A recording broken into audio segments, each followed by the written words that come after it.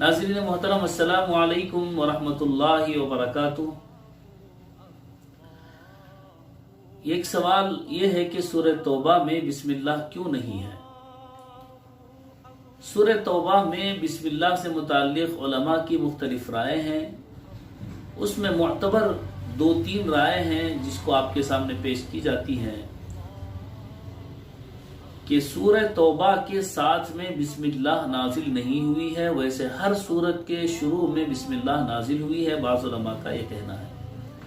और सूरह तौबा के शुरू में नाजिल नहीं हुई और हज़रत नबी पाक सल्लल्लाहु अलैहि वसल्लम ने कातिब वही से, वही लिखने वालों से के शुरू में बिस्मिल्लाह नहीं लिखवाई।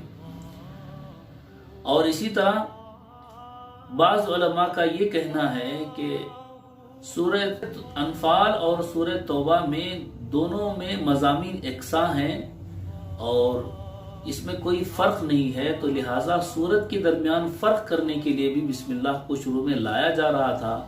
अब ये बात मालूम ना हो सकी जब हज़रत उस्मान गनी रज़ी अल्लाह तआला अन्हु ने कुरान करीम को जमा फरमाया। सूरह अनफाल और सूरह तौबा के दरमियान फ़र्क वाज़ेह नहीं हो सका। दोनों एहतमालात थे कि बिस्मिल्लाह हो सकता है या बिस्मिल्लाह सूरत अलग हो सकती है या सूरत एक ही हो सकती है। तो लिहाजा सूरत अलग होने के एतबार से सूरह का नाम अलग रखा और सूरत एक होने की वजह से बिस्मिल्लाह नहीं रखा गया। अब ये हुक्म कि अगर कोई आदमी सूरह तौबा से शुरू करे तिलावत तो उसको बिस्मिल्लाह औज़ु बिल्लाह दोनों पढ़ना चाहिए, और अगर वो शुरू से पढ़ता आ रहा है तो अब यहाँ पर उसको बिस्मिल्लाह पढ़ने की ज़रूरत नहीं है। और बाज़ उलमा ने ये भी कहा है कि इस मज़मून में सूरह तौबा के कुफ़ार से गुस्सा और जो है कुफ़ार की सरकशी को बयान किया गया है, तो लिहाजा यहाँ पर रहमत के अल्फाज से शुरू करना मुनासिब न हुआ। तो अल्लाह रब्बुल इज़्ज़त ने बराअत मिनल्लाहि व रसूलिही से इस सूरह को शुरू किया है।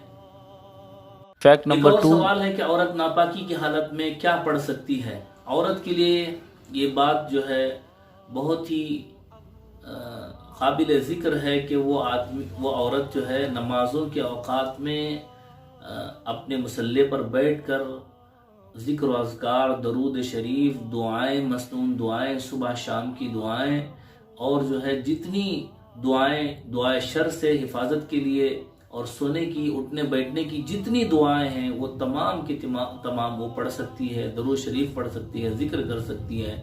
अलबत्ता कुरान करीम की आयत को वो अपनी ज़ुबान से अदा नहीं कर सकती नापाकी की हालत में। और जितना वक्त वो नमाज के लिए निकालती है रोज़ाना, उतना वक्त वो रोज़ाना अपने मुसल्ले पर बैठकर उतना वक्त वो जिक्र कर ले तो अल्लाह की ज़ात से उम्मीद है कि अल्लाह ताला उसको अजर व सवाब अता फरमाएंगे।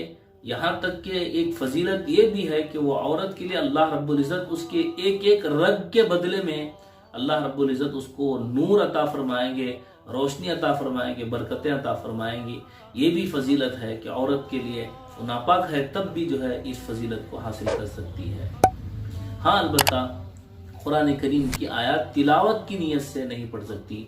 अगर दुआ में भी कुरान करीम की आयत आ रही है तो दुआ की नीयत से उसको भी पढ़ा जा सकता है। जैसे रब्बना आतिना फिद दुनिया कुरान करीम की आयत भी है और दुआ भी है, और इसी तरह ला इलाहा इल्ला अंता सुब्हानका इन्नी कुन्तु मिनज़ ज़ालिमीन और भी बहुत सारी कुरान की आयतें जो दुआ है लेकिन उसको दुआ की नीयत से पढ़ सकती है।